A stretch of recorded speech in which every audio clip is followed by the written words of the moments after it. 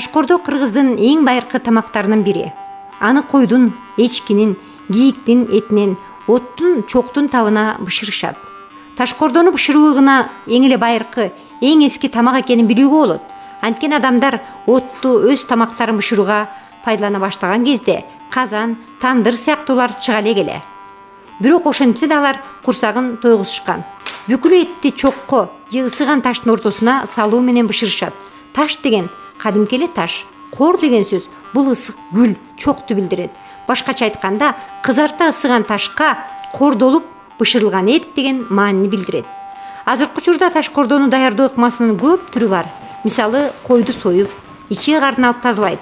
Союлган койдун ичине ысык, кызарган таштарды салат да сыртынан куйкалайт. Куйкалап бүткүчү ичиндеги таштарды улам аралаштырып турат да, мына ушинтип ташкордодо бышырылган тамак убагында даярдалынат.